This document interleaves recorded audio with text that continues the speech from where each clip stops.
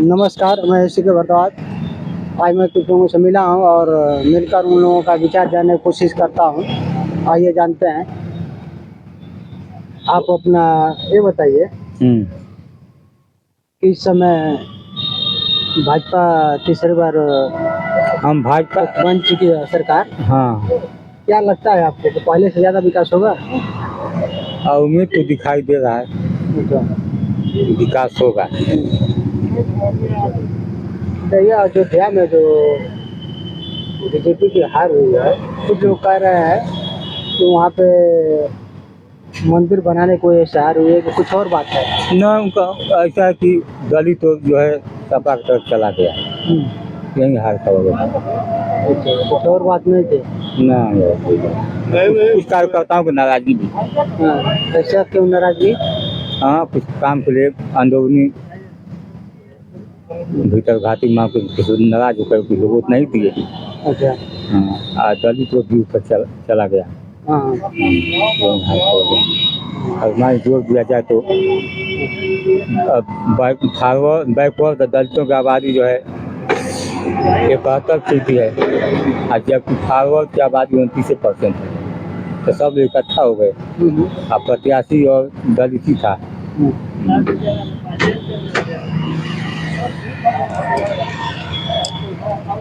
हाँ, आप बताएं कि भाजपा सरकार तीसरी बार बन चुकी है, क्या लगता है विकास होगा इस बार? विकास तो होना चाहिए, क्योंकि भाजपा के भी जो उच्च क्लास के नेता थे, उच्च ए ग्रेड वाले फर्स्ट श्रेणी के जो नेता थे, उन लोगों का कुछ अहम भी हो गया था। अहम ये हुआ था कि जो कार्यकर्ताओं का अनदेखी करना, चाहे लोकल जो भी प्रदेश स्तर के कार्यकर्ता है, चाहे विधायक है, फिर उनका भी अनदेखी करना। टिकट बंटवारे में मान लीजिए जैसे हम लोकल है तो लोकल आदमी को ज़्यादा सपोर्ट करेंगे, और लोकल नेता जिला स्तर चाहे प्रदेश स्तर, उसको मालूम है कि कौन कार्यकर्ता इस क्षेत्र में जाएगा तो जीत जाएगा, चाहे तो।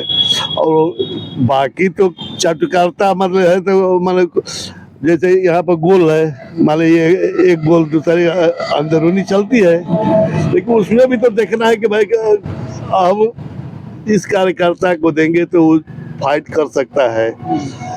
लेकिन इसका अनदेखी हुआ, जहाँ चाहिए मान लीजिए दूसरा कार्यकर्ता चाहे वो प्रत्याशी, वहाँ दिया गया दूसरा प्रत्याशी, यानी मन पसंद का प्रत्याशी नहीं मिला। नहीं मतलब इससे भी भाजपा को नुकसान है। और अयोध्या की बात है, उसमें कई फैक्टर है हमारे समझ से।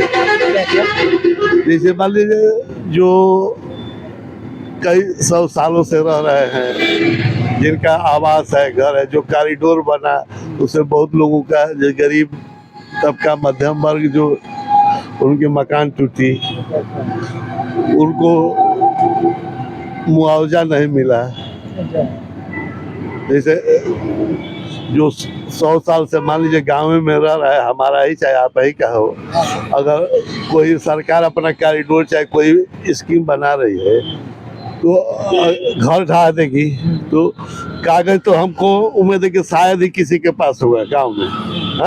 गांव चाहे शहर में जो बहुत पहले से, अरे अब शहर का विकास में पहले तो गांव ही न था, कहीं भी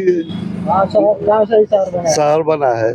तो बाहरी लोग भी आए तो मान लीजिए जो किने होगा तो उनका तो होगा, लेकिन जो यहीं कई पीढ़ियों से रह रहे हैं तो उनके अब आखिर में वो लोग जाएंगे कहाँ, कि तो उनको विस्थापित किया गया तो कहीं आवाज दे दिया गया होता।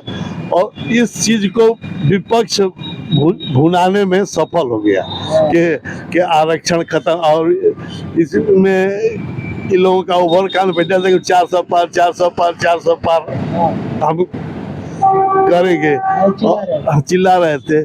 उसमें इन लोगों का कुछ नेता लोग भी करेंगे जब 400 पार आएगा तभी तो संविधान बदलेगा, कुछ नेताओं का बयान था। तो इससे और इस बार लगता है कि संविधान बदला जाएगा?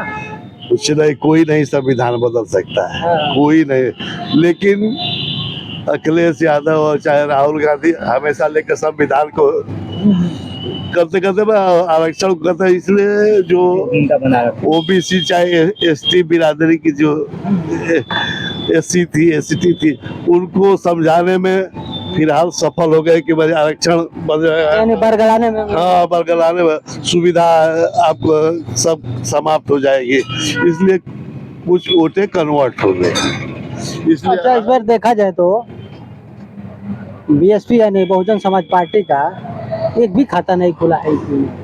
क्या हो सकता है? अब उनका बीएसपी का वोट तो भाई 14-15% 18% है गया है क्लियर है लेकिन अब शिथिलता की वजह से मायावती की अब वोट कुछ तो भाजपा ले ली और इस बार सपा और इंडिया गठबंधन में कुछ चला गया इसलिए इनका वोट धीरे धीरे नहीं कट रहा है अपने वोट को ही है अब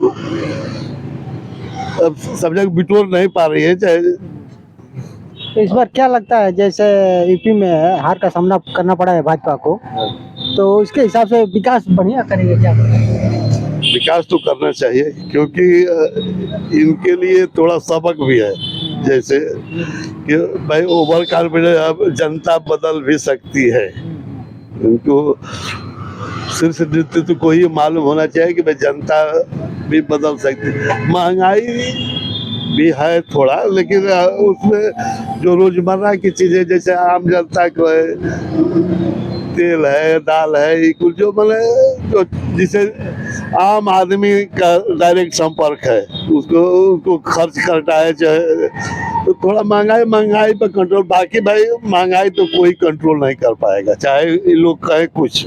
अच्छा, सबसे किसके सरकार में सबसे सस्ता सा महंगाई नहीं थी बता सकते हैं?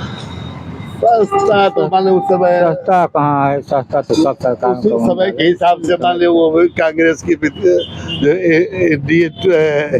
ये थे यूपीए 2 था उसमें भी महंगाई एक चीज है जनता यहाँ यूपी में कि भाई जनता चैन से ही है कि कोई छिनैती और जो कुछ है बाकी तो कोई ये नहीं है लेकिन छिनैती वगैरह से चाहे जो भी छिटा कसी वगैरह इससे सुरक्षा है। सुरक्षा है सुरक्षा। ऐसे इस बार घोसी लोकसभा का जो नए सांसद हुए हैं माननीय राजीव राय क्या लगता है घोसी का इसमें लोकसभा का विकास होगा बढ़िया? देखिए कल्पना राय के बाद जो भी आया सब यही कहा कि हम कल्पना राय के सपनों को साकार करेंगे लेकिन कोई किया नहीं केवल कहने के लिए ये भी आए हैं इनके पीछे अतुल राय थे तो जेले में 5 साल काट लिए ये भी आए हैं ये भी क्या करेंगे वही जो अपना जीतने वाला फंडा अपना हो गया इनका अपना जो चलिए आप लोगों से मिले आप लोगों का विचार जानने की कोशिश किए आप लोगों को क्या राय है कमेंट बॉक्स में जरूर बताएं।